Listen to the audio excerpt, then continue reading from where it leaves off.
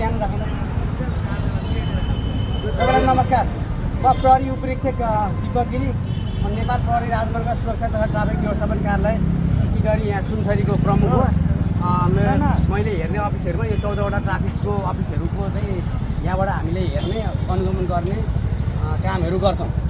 अब अहिले हामीलाई हजुरहरूलाई रोकेर केही कुरा भन्न लागेको विषय चाहिँ के हो भन्दाखेरि अहिले 2 चक्के जुन अब मोटरसाइकल स्कुटरहरू जुन तपाईँहरूले चलाएर हिँडिरहनु भएको छ, यसमा चाहिँ सवारी तथा यातायात व्यवस्थापनमा तपाईँले अहिले त प्र्याक्टिकल्ली चालकले मात्रै हेलमेट लगाएर हिँडिरहनु भएको छ। अब पछाडिको चाहिँ यात्रुले चाहिँ लगाउनु भएको छैन। यो हेलमेटमा चाहिँ अनिवार्य रूपले लगाउने भन्ने कारणमा चाहिँ व्यवस्था छ, तर प्र्याक्टिकल्ली यसलाई कार्यान्वयनमा कहिलेकाहीँ लागु भएको हुन्छ। सधैँभरि नियमित तरिकाले अब ट्राफिक प्रहरीले पनि कार्यान्वयन गराउन सकिरहेको भन्नाले उद्दत थिएन भनौँ न, होइन, त्यो पनि गरिरहेको। अब अहिले हामीले किन यस्तो गरेनौँ भन्दाखेरि अहिले लामो समयसम्म यो मोटरसाइकलबाट हुने दुर्घटनाहरूको एनालाइसिस गर्दाखेरि चाहिँ पछाडि बस्ने मान्छे पनि को मृत्यु भयो, बस्ने मान्छे गम्भीर घाइते छ र हेलमेट यदि लगाएको भए उसको टाउको जोगिएको भए गम्भीर घाइतेबाट चाहिँ गम्भीर घाइते हुनबाट जोगिने होइन, गम्भीर घाइते भएको मान्छे सामान्य घाइते मात्रै हुनसक्ने र चाहिँ कुनै चाहिँ मृत्यु हुने मान्छे चाहिँ गम्भीर घाइते मात्रै हुने अथवा सामान्य घाइते मात्रै हुने अवस्थामा चाहिँ हाम्रो एनालाइसिसले देखायो। त्यसले गर्दाखेरि आखिर 2 चक्के मोटरसाइकल अगाडिको मान्छेलाई मात्रै चोट त लाग्दैन, 2 चक्के लड्दाखेरि पछाडिको मान्छे पनि लड्छ। लड्ने भनेको अब सिमेन्टमा हो, ढुङ्गामा हो, माटोमा हो, होइन, कडा सर्फेसमा लड्छ। अब कुनै अब्जेक्टमा गएर ठोक्यो भने पनि फलाममा गएर ठोकिन्छ।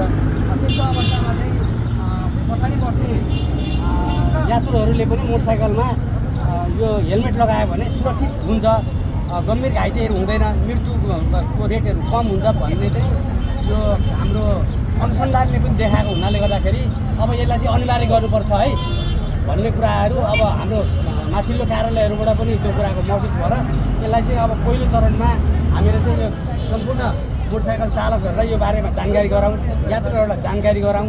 अनि अर्को फेजबाट कानुनी भएको व्यवस्था कारबाही त गर्नु छँदै नै छ, कारबाही गर्दै जाउँला भनेर अहिले चाहिँ हामीले यहाँहरूलाई रोकेर हामीले यो बारेमा जानकारी गराउँ। अब जो तपाईँहरू मोटरसाइकल चालकहरू हुन्छ अहिले उहाँ त 2जना हो, पछाडि बस्ने यात्रुलाई पनि हेलमेट लगाएर लिएर हिँडिदिनु होला र उहाँले हेलमेट छैन भने तपाईँले उहाँलाई चाहिँ चढाएर लिएर नहिँड्नु होला भनेर हामीले यो अनुरोध गरौँ। यसका साथसाथै भोलिका दिनमा तपाईँहरूले चाहिँ हेलमेट होइन पिछाबाट उहाँ चढ्नुको एकछिन लिफ्ट माग्नुको भन्नुभयो भने त्यसमा चाहिँ चालक जवाबदेही हुन्छ, किनभने चालकले किनभने कारबाही त हामीले चालकलाई गर्ने हो, होइन, लाइसेन्स त चालकसँग हुन्छ। अब ब्लु बुक त सवारी धनीसँग हुन्छ, तपाईँको चालकले बोकेर हिँड्नु भएको हुन्छ। त्यसले गर्दाखेरि